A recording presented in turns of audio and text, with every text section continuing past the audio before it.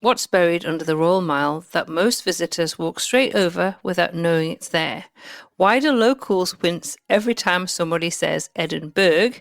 And what is the world's largest art festival? And should you be there for it or as far away as possible? Today I'm sharing 12 essential things to know before you visit Edinburgh. Welcome to the UK Travel Planning Podcast. Your host is the founder of the UK Travel Planning website, Tracy Collins. Each week, Tracy shares destination guides, travel tips and itinerary ideas, as well as interviews with a variety of guests who share their knowledge and experience of UK travel to help you plan your perfect UK vacation. Join us as we explore the UK from cosmopolitan cities to quaint villages, from historic castles to beautiful islands, and from the picturesque countryside to seaside towns. Before we get started, we'd like to thank our sponsor, Walks and Devour Tours. If you're planning a trip to London, you'll already know the challenge. There's a lot you want to do and only a limited amount of time to fit it all in.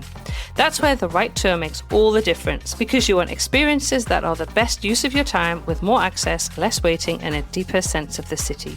That's why we recommend Walks and Devour Tours. They offer walking tours and food tours designed to make your time count, often with early or after hours entry. You'll also be with exceptional local guides who add the stories and context, so you leave with a richer understanding of what you're seeing and a trip that feels genuinely memorable. If you're visiting London as a couple, with family, or you simply prefer a more intimate experience, Walks and Devour Tours also offer private tour options. To learn more, you'll find the link in the show notes. Now let's get into this week's episode. Hi everybody and welcome to this week's edition of the UK Travel Planning Podcast. Now, I'm recording this episode in London and I'm actually going to be heading to Edinburgh very soon. In fact, when this episode actually comes out, I'll have just been in Edinburgh for a few days. And also, in fact, I'll have been there twice in May. So I'll have been there for a couple of days at the beginning of the month and also for a 3-day planned trip itinerary with a friend. So I'll probably give an update about that at some point as well. But it got me thinking really, because I wanted to start a brand new series on the podcast, something that you would all find very helpful and very interesting. And it's basically entitled Before You Visit. So each episode, I'm going to take one UK destination and share 12 things I genuinely wish someone had told me before my first visit. So these hopefully there will be things the guidebook glosses over or maybe even doesn't even mention. Things that might influence how you plan and might make the difference between a good trip and a genuinely unforgettable one. And as you know, myself and Doug want you to have the best trip to the UK. Absolutely, that's what we do. That's what our websites are there for. That's what our podcast is all about. So we want you to have the best time possible. So this new series, Before You Visit, we're going to be going basically all around the UK and sharing those tips. So because I'm kind of planning this trip to Edinburgh, I will mention that I've been in Edinburgh. I can't even count how many times I've been to Edinburgh, because actually my mum had a very good friend who lived in Edinburgh. So from when I was a young child, we used to drive up, because I lived in Northumberland, so it wasn't very far.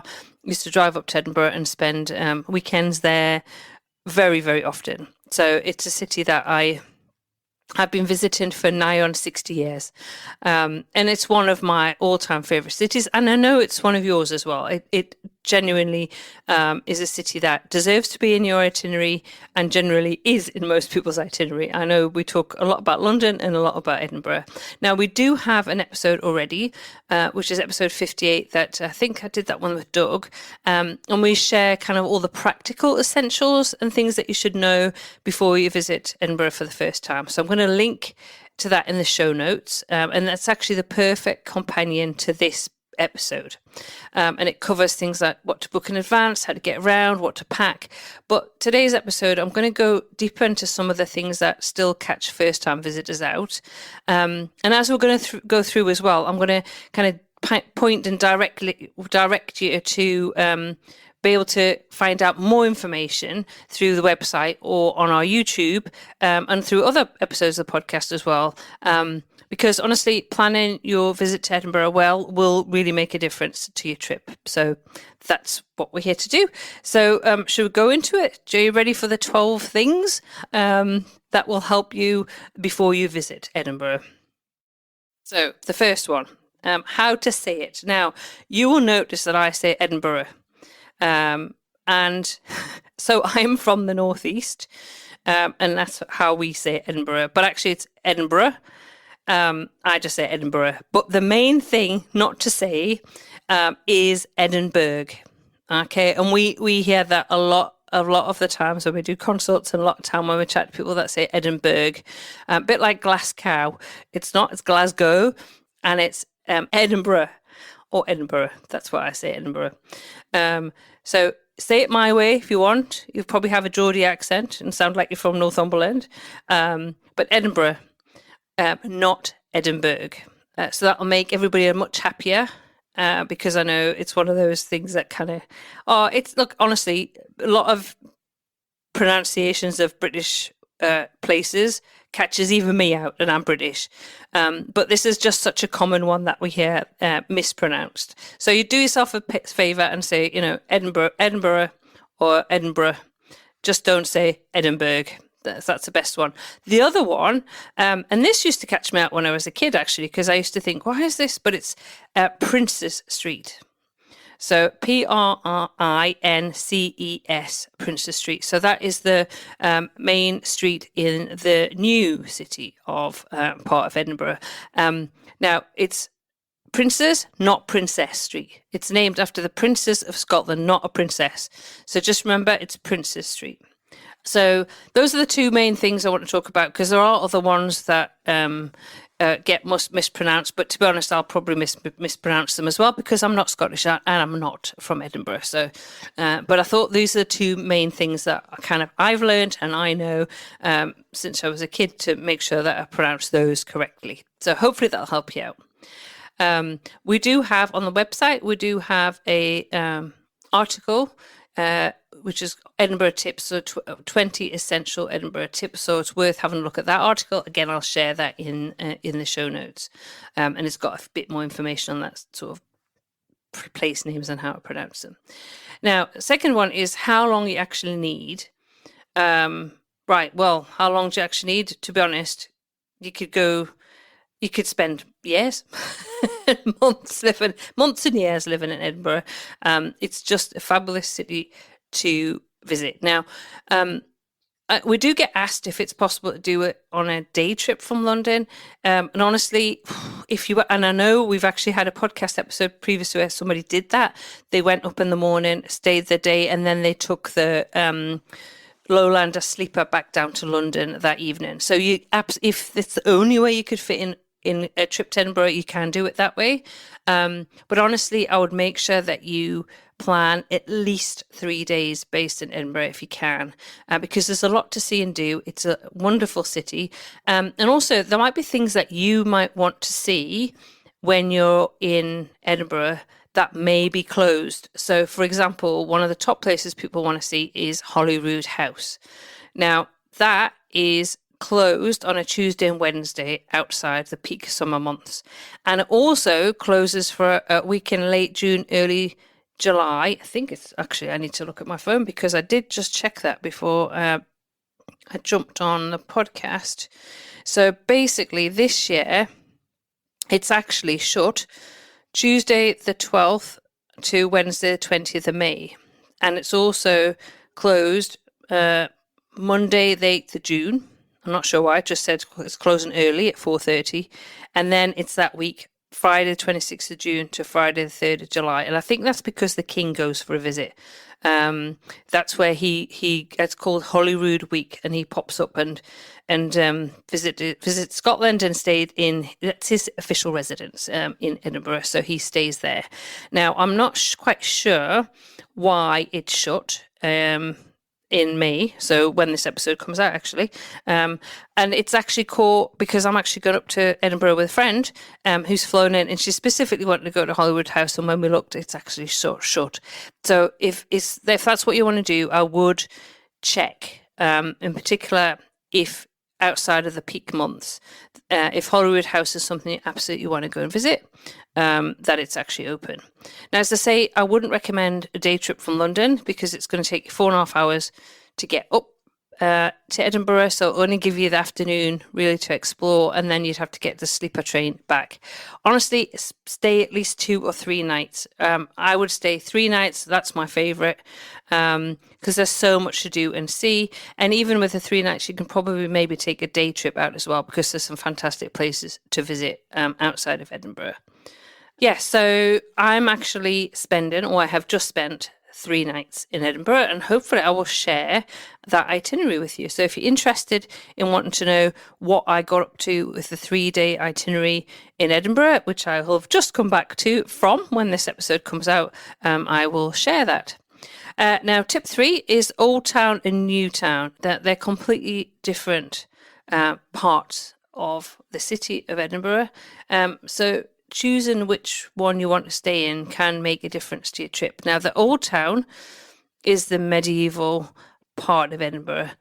It's dark stone, narrow closes, dramatic, atmospheric. It's a fantastic place to stay. It's where you'll find the Royal Mile.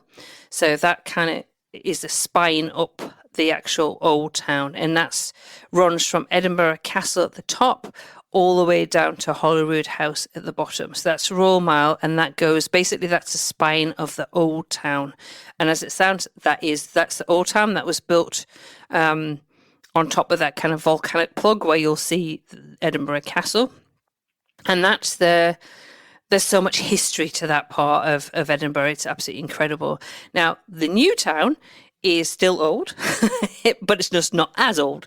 So that's where you'll find wide streets. It's Georgian. It's just, you'll find some beautiful houses. You'll find a lot of really nice restaurants. It's a bit quieter there. And in between the old and new town, you've got Princess Street Gardens, which are lovely, and they're very popular. When the sun's out, you'll see lots of people sitting in the gardens enjoying the sunshine. And also in that kind of dip between, kind of, if you think of the new town and then going up to the old town, you've got the gardens, and you've also got Waverley train station. So that's kind of in the middle between the two. So that whichever one you choose to stay in, they're basically about 10 minutes walk from Waverley train station. So if you're catching the train in, it doesn't really matter. It's up to where you want to stay. Now, generally, Doug and I stay in the new town. But this last trip, I actually booked an apartment on the Royal Mile. So if you want to know about that, I would check on my Instagram, because I would have shared some pictures and some information about that. So wherever you choose to stay, honestly, they're both fantastic areas of Edinburgh to stay in. If you want the atmosphere and kind of the immersion, then stay in the Old Town.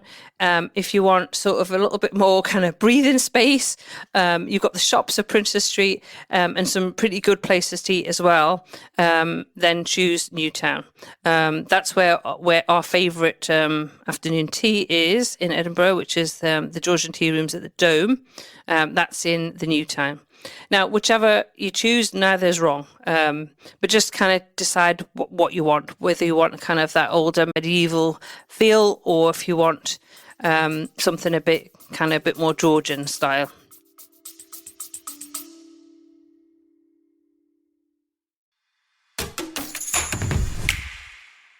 Just a quick pause to thank our sponsor, Walks and Devour Tours.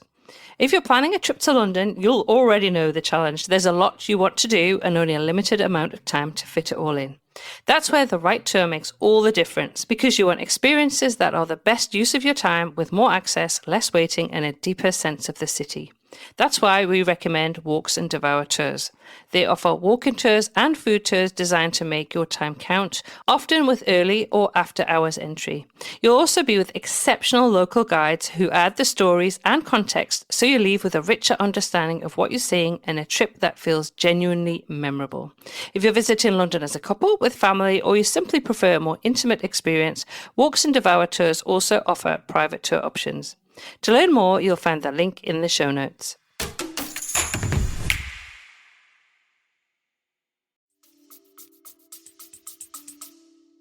It's all really lovely, so you can't really go wrong.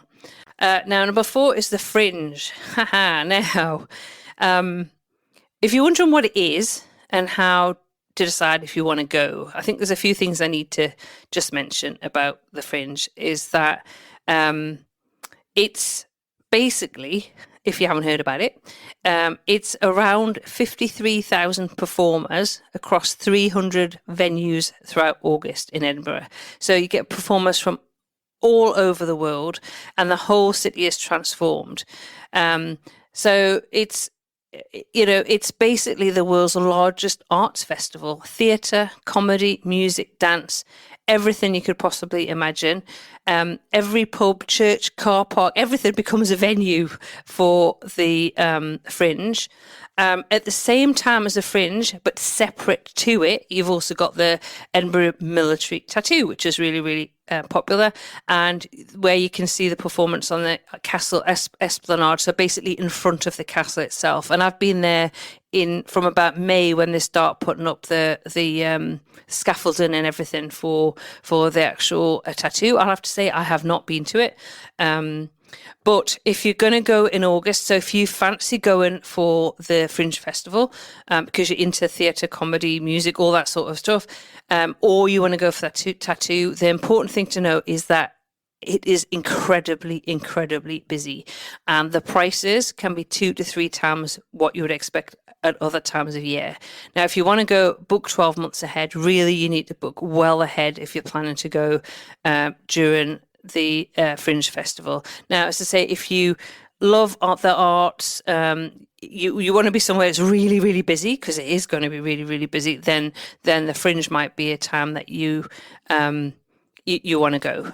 If you want something a bit more calm, not as busy, then really you need to be looking at kind of May, June or September. I mean, it's always popular, Edinburgh, because British people love going to visit Edinburgh as well. Another time that's extremely busy, and again, when accommodation can be really expensive, is Hogmanay, which are the Edinburgh New Year's celebration.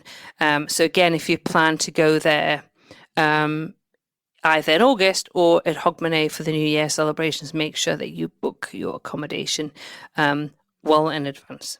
In fact, just going to give you a little story about this. Doug and I have been desperate to go experience Hogmanay for years, and we actually did a house sit in Edinburgh at the end of 2024 into 2025, and we're very excited because we're going to go and experience Hogmanay. And for the first time, I think ever, it was cancelled. It was cancelled because there was a threat of a massive storm and they were worried about safety. So they cancelled Hogmanay. We didn't get to go to it. And actually the storm never really came out as anything. So we just missed it. So that was a bit of a downer for us. Okay. So the other thing to know is the hills. And I know we've mentioned about the hills and the cobblestones in our episode 58. But I think it really is worth mentioning because Edinburgh is built on an ancient volcanic rock. So the Royal Mile is a continuous slope from the castle down to Holyrood House.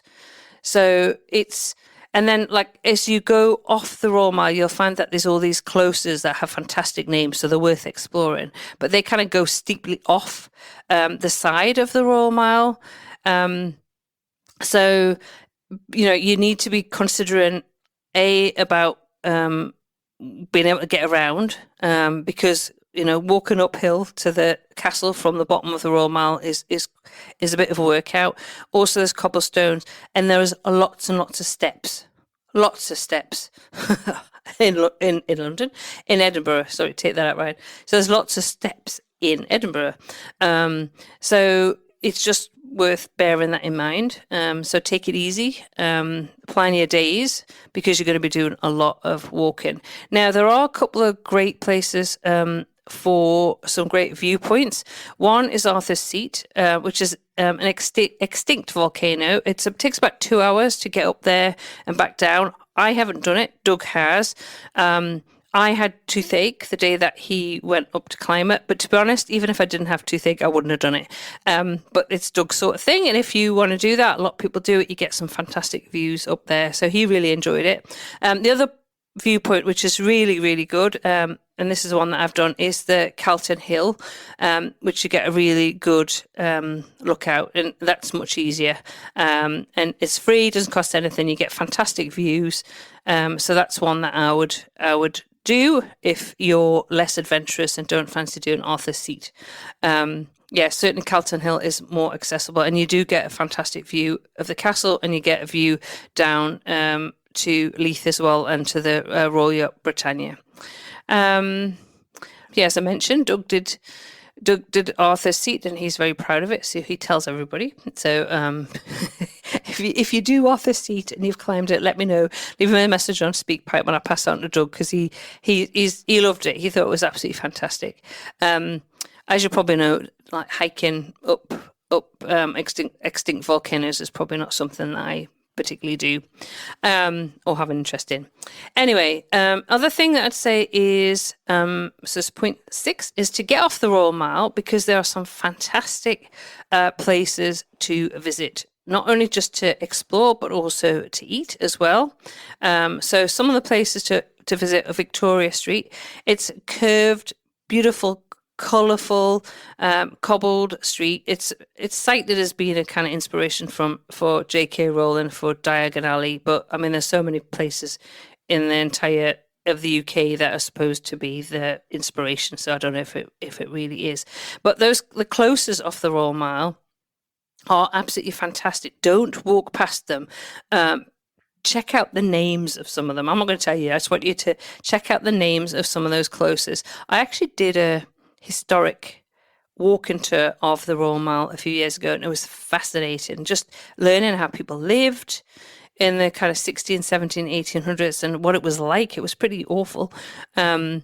So yeah, do that, and also have a look at down through some of the closest. One of the closest, you'll get a fantastic view of the Scott Monument, but I'm not going to tell you which one. So yeah, they're worth visiting. The Grass Market is a lovely square, which has got a lot of character and some good pubs and restaurants, and that's at the foot of Castle Rock. Again, Newtown has some really good independent dining, lots of different options. Every time we go to Edinburgh, there's new restaurants opened up, so definitely worth visiting. I will say, if you're looking for souvenirs, just avoid the Royal Mile, because there are a lot of tourist shops with a lot of kind of imported, not very nice stuff. So just avoid those. They're not particularly good. What I would do recommend they do is make the bag. I made a Harris tweed bag when I was in Edinburgh the last time, and I love my bag, and a lot of people like to do that. I actually have an article about the bag making workshop, so I'll link for that as well and put some photos in, because I just know that everybody wants to go and make a tweed bag when they're in Edinburgh, so that's something to do. Number 7, now this is something that Doug has done. I get a little bit claustrophobic. I haven't done this, but it's Mary King's Close. Now, it's the underground city that most visitors walk straight over. It's consistently is mentioned in, the best of things to do in Edinburgh. And a lot of people miss doing it. Now, I, as I say, have missed it myself. I just get a little bit claustrophobic, so I sent Doug to do it. So Mary King's Close basically is a medieval street which is buried under the Royal Mile. It was put there when the city built the Royal Exchanger of it in the 1700s. So now the rooms have been unchanged for centuries.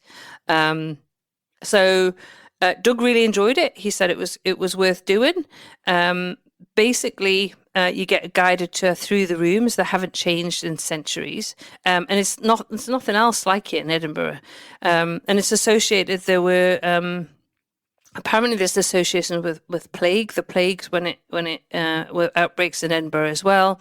But do book ahead for that because they do sell out in summer. Again, I'll put a link in the show notes to book if you want to do the tour of the real Mary King's Close. Okay, now tip 8 is the daylight factor, because Edinburgh seasons are more extreme than you may expect.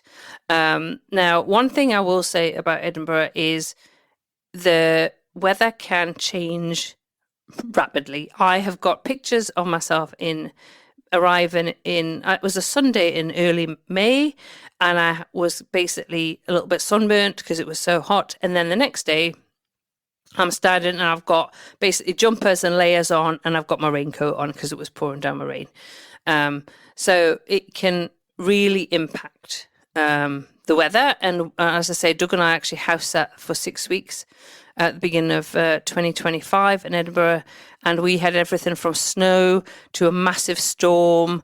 Doug actually got stuck in Inverness, so it was dark. So winter can be quite challenging. Dark by 3:40 in the afternoon. Now, Edinburgh sits on a similar latitude to parts of Canada.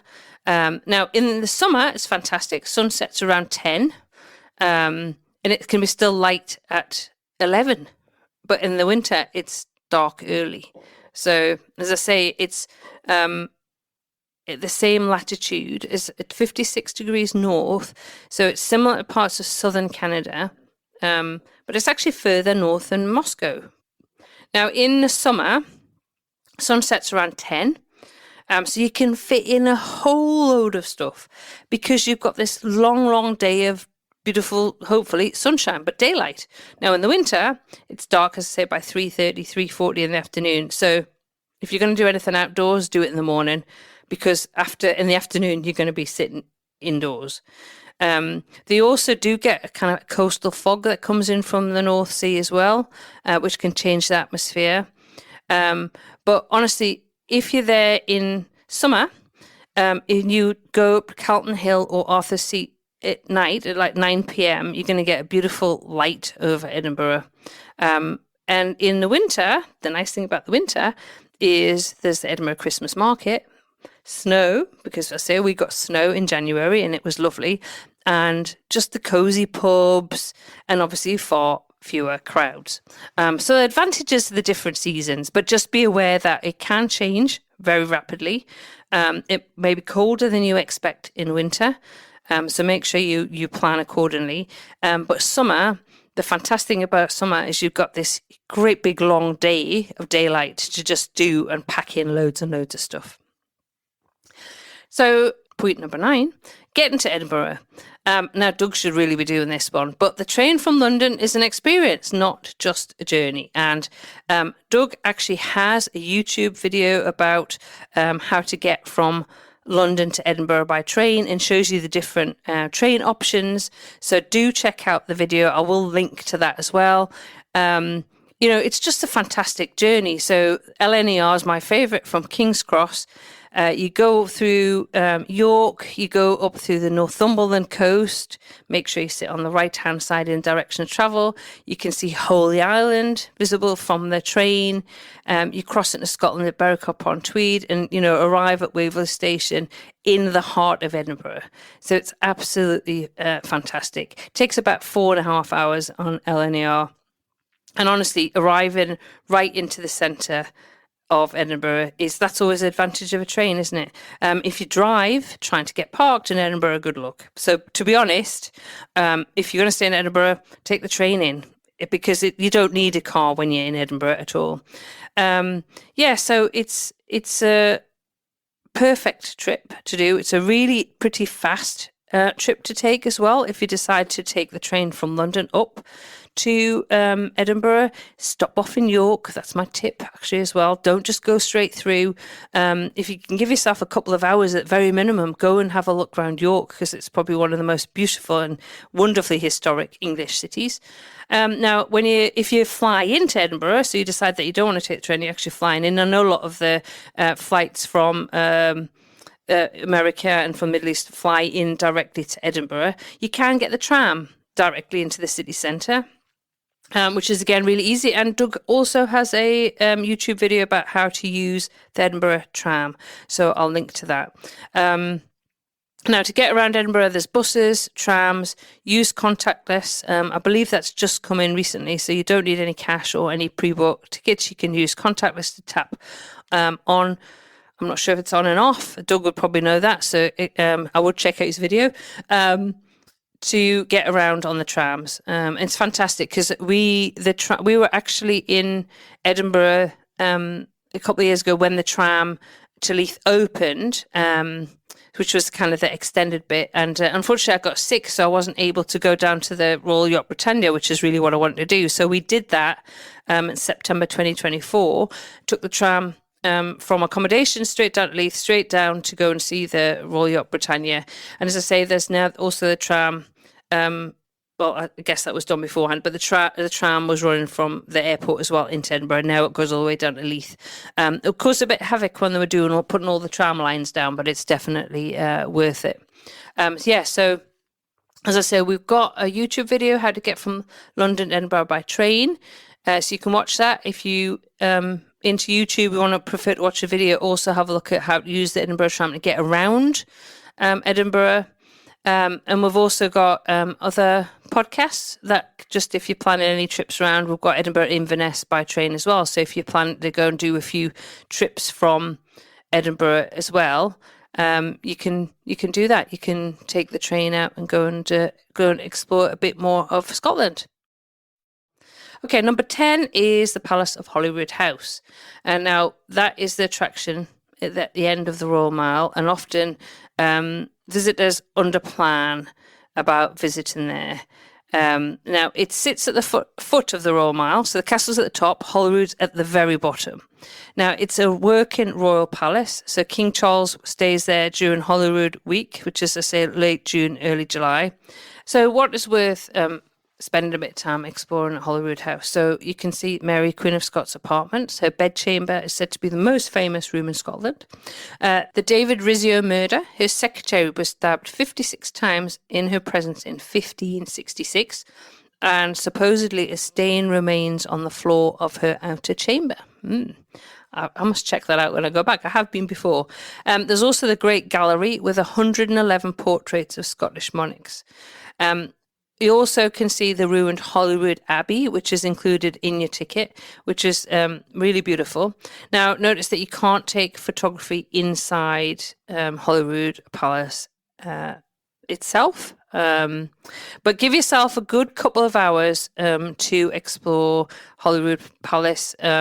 It's definitely worth visiting. I've been once before. Actually, what stuck in my mind is there was a dress that belonged to Queen Victoria. It was just how tiny the dress was. I think it was a dress she wore when she was about 19, but it's so tiny. She really, really was tiny. So that always sticks in my mind. But as I say, if you're planning to go to Holyrood House, always check if it is open, especially outside of the main summer season. It's not open on a Tuesday and Wednesday. Now, tip number 11 is Leith and the Royal Yacht Britannia.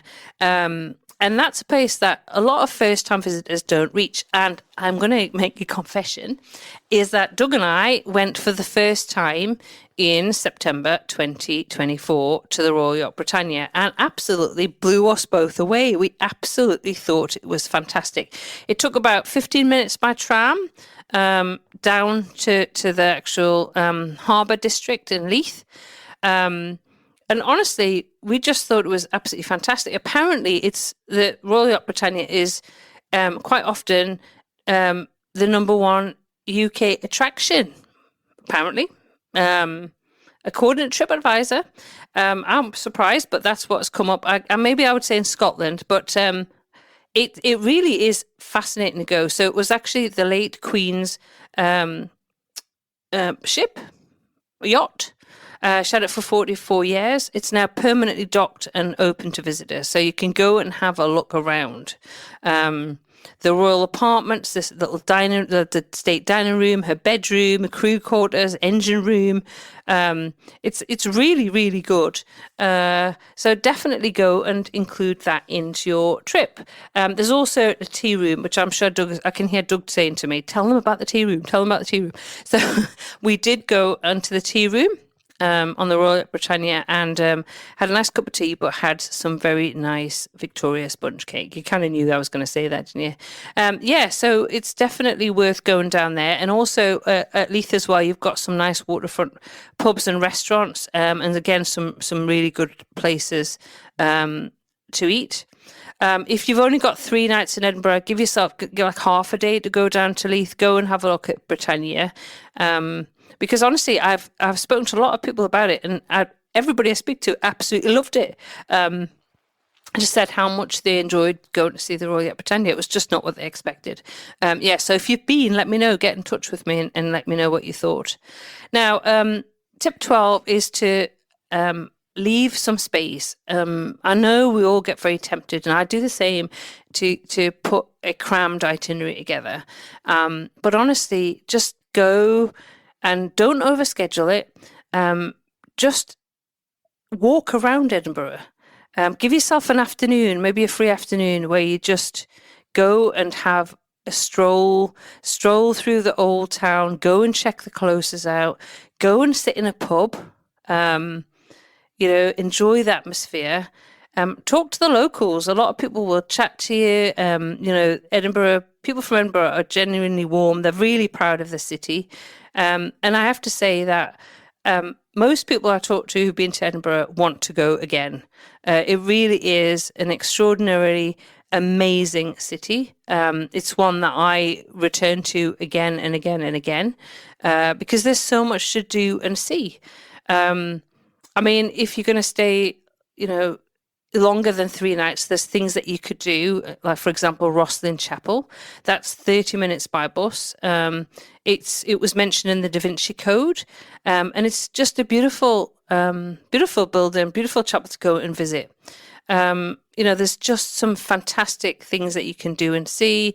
If you stay longer, you can obviously take some day trips out. It's very easy by train to get to numerous places. For example, St Andrews isn't particularly very far away. I actually have got a YouTube video that I did just telling you how to get from Edinburgh to St Andrews. So if you've got interest in the home of golf and you want to go and check that out, that's something you could do. But you really need to give yourself, I would say, give yourself those 3 nights if you're going to include that. Otherwise, you're going to find just that you're rushing to do a lot of stuff. And you may find that you're going to be exhausted because you're going to be walking up and down steps and up and down hills. But honestly, you'll want to go back. It just is one of those places that just calls you back. Now, I hope these 12 things have given you some kind of angles on Edinburgh you haven't considered before. I'm going to, in the show notes, there's going to be booking links, the website articles, and the YouTube videos that I've mentioned. So go and check those out. We have a lot more on the website to help you plan Edinburgh and Scotland. And I want to make sure that it's all there. So that's uktravelplanning.com, where you'll find loads of resources to help you plan your trip to Edinburgh and Scotland. Also, we've got lots of podcast episodes about Edinburgh as well, which I'll link to in those show notes. Obviously, I've mentioned YouTube as well. We've got quite a few YouTube videos and more coming. So please go and check those out. If you're not part of our Facebook group, come and join us. Ask your Edinburgh questions in there. We love to hear what it is what did you enjoy? What do you want to do? What are you planning? Have you been before? All that sort of stuff. And remember as well that if you want help putting your full Scotland itinerary together, Doug and I are available for consultation, and that's what we love to do. That's what we We absolutely love to meet you. We absolutely love to do consultations. It's just an absolute joy. And we have made so many friends around the world from consults, which just makes us so happy. So if you want a bit more help and you want to, firm up that Scotland or Edinburgh itinerary so you can make the best out of your time, do check out for a one-to-one consult with myself and Doug. Now, I hope you enjoyed this episode. As I say, this is the first in our new Before You Visit episodes of podcasts. Let me know what city you'd like me to talk through next. Where would you like me to talk about? Which city would you like me to do a series of kind of 12 points of things to know before you visit? I'm interested in it to know, do you want us to do one in York? Do you want me to do one Oxford, Cambridge, Liverpool, Manchester? Where would you like to know about tips on before you visit? Anyway, that's enough for me from this week. I hope you've enjoyed the episode. As I say, get in touch with SpeakPipe. I'd love to hear from you. I'll put a link to that in the show notes as well. But as always, from me, until next week, happy UK travel planning. Thank you for tuning in to this week's episode of the UK Travel Planning Podcast. As always, show notes can be found at uktravelplanning.com. If you've enjoyed the show, why not leave us feedback via text or a review on your favourite podcast app? We love to hear from you, and you never know, you may receive a shout out in a future episode. But as always, that just leaves me to say, until next week, happy UK travel planning.